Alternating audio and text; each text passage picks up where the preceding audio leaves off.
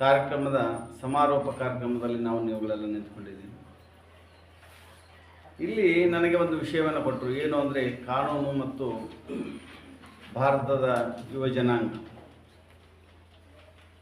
ಒಬ್ಬ ಮನುಷ್ಯ ಹುಟ್ಟುತ್ತಲೇ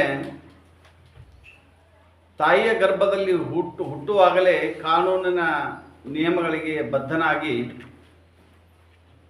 ತನ್ನ ಅಂತ್ಯವೂ ಕೂಡ ಕಾನೂನಿಗೆ ಒಳಪಟ್ಟೇ ನಡೀತದೆ.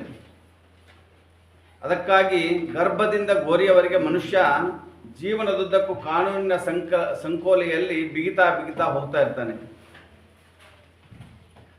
ಶಿಕ್ಷಣದ ಮೂಲ ಧ್ಯೇಯವೂ ಕೂಡ ಕಾನೂನೇನೇ ಇರ್ತದೆ. ಅದು ನೈತಿಕ ಮೌಲ್ಯವಾಗಿರಬಹುದು ಅಥವಾ ಲಿಖಿತ ಕಾನೂನು ಆಗಿರಬಹುದು.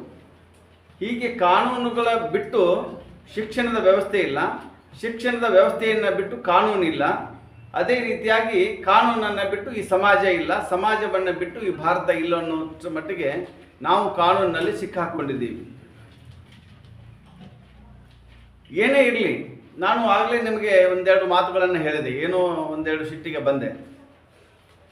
ಆವತ್ತು ನಾನು ಕೂಡ 1997-98 ಇಸ್ವಿಯಲ್ಲಿ ಇದೇ ರೀತಿಯಾಗಿ ಒಬ್ಬ ಉಪನ್ಯಾಸಕರು ಬಂದವರು ನಮ್ಮನ್ನು ಬೈದೇ ಇದ್ದರೆ ನಾನು ನಿಮ್ಮಂತೆ ಬಂದು ಇವತ್ತು ವೇದಿಕೆಯ ಮೇಲೆ ನಿಲ್ತಾ ಇರಲಿಲ್ಲ ಮತ್ತು ಇವತ್ತು ನಾನು ನಿಮ್ಮ ಮುಂದೆ ಒಬ್ಬ ಉಪನ್ಯಾಸಕನಾಗಿ ನ್ಯಾಯವಾದಿಯಾಗಿ ನಿಲ್ಲಲಿಕ್ಕೆ ಆಗ್ತಾ ಇರಲಿಲ್ಲ. ಬಂಧುಗಳೇ, ಯಾವ ಒಬ್ಬ ವ್ಯಕ್ತಿ, ಯಾವ ಒಬ್ಬ ಹುಡುಗ ತನ್ನ ತಂದೆಯ ಮಾತುಗಳನ್ನು ಸಿಟ್ಟಾಗಿ ಭಾವಿಸ್ತಾನೆ, ತಪ್ಪಾಗಿ ಭಾವಿಸ್ತಾನೆ, ಆ ಮಗ ಎಂದಿಗೂ ಕೂಡ ಆದರ್ಶ ವ್ಯಕ್ತಿ ಆಗೋದಿಲ್ಲ.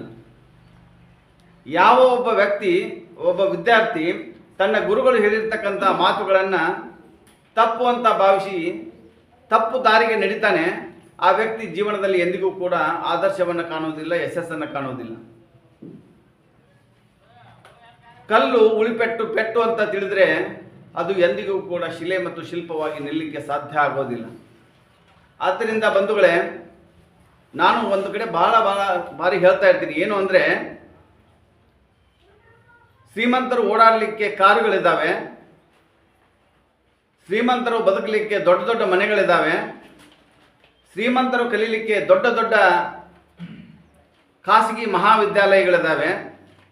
ಆದರೆ ನನ್ನ ವಿದ್ಯಾರ್ಥಿಗಳು, ನನ್ನ ಬಡ ವಿದ್ಯಾರ್ಥಿಗಳು ಓದಬೇಕು ಅಂತಂದರೆ ಅದು ಸರ್ಕಾರಿ ಪದವಿ ಮಹಾವಿದ್ಯಾಲಯ ಚಿಕ್ಕೋಡಿ ಮತ್ತು ಸರ್ಕಾರಿ ಮಹಾವಿದ್ಯಾಲಯ ಮದಲಟ್ಟಿ ಮಾತ್ರ ಅನ್ನೋದನ್ನು ನಾನು ಈ ಸಂದರ್ಭದಲ್ಲಿ ಹೇಳಲಿಕ್ಕೆ ಇಷ್ಟಪಡ್ತಾ ಇದ್ದೀನಿ ಬಂಧುಗಳೇ.